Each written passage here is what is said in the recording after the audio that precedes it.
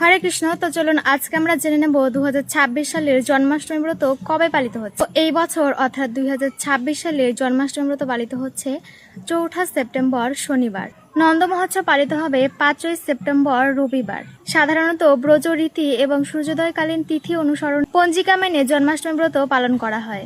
আর জন্মাষ্টমীর মূল আকর্ষণ হলো মহা অভিষেক। ভক্তরা ভগবান শ্রীকৃষ্ণের বিগ্রহকে দুধ, দই, ঘি, মধু এবং ফলের রস দ্বারা মহা অভিষেক করান, অর্থাৎ স্নান করান। তারপর হয় ভগবানের বিশেষ শৃঙ্গার ও আরতি। শ্রীকৃষ্ণের অপূর্ব পোশাক এবং ফুলের সাজ ও মহা আরতি করা। বিশ্বজুড়ে সমস্ত মন্দিরে 108 রকমের ভোগ ভগবানকে সেদিন নিবেদন করা হয়ে থাকে। ভক্তরা সারাদিন উপবাস থেকে মধ্যরাতে আরতি করার পর এবং অভিষেক করার পর অনুকল্প প্রসাদ গ্রহণ করেন।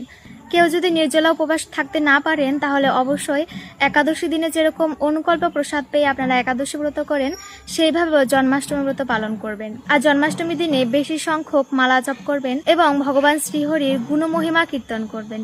হরে কৃষ্ণ।